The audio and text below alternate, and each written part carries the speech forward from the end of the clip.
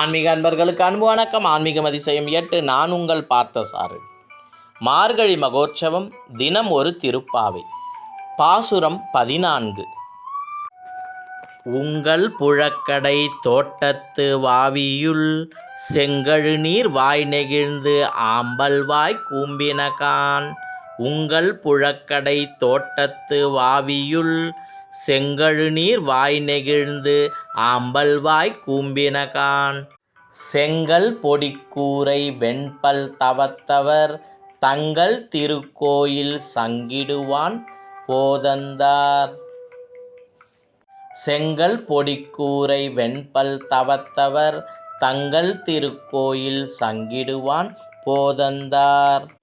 எங்களை முன்னம் எழுப்புவான் வாய்பேசும் நங்காய் எழுந்திராய் நானாதாய் நாவுடையாய்.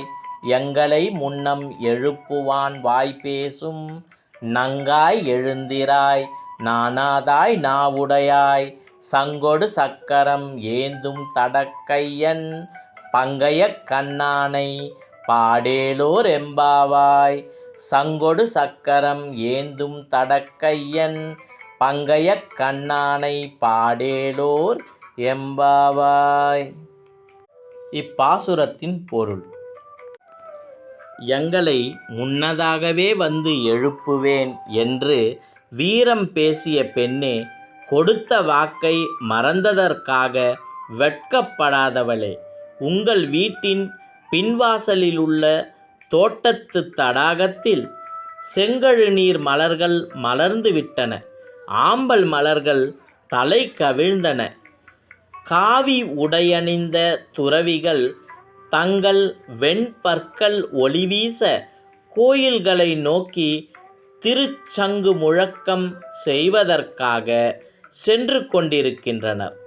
ஆனால் பெண்ணே, சங்கும் சக்கரமும் ஏந்திய பலமான கரங்களை உடையவனும் தாமரை போன்ற விரிந்த கண்களை உடையவனுமான கண்ணனை பாட இன்னும் நீ எழாமல் இருக்கிறாயே. கொடுத்த வாக்கை தவறவிடவே கூடாது. வாக்கு கொடுப்பது மிக எளிது.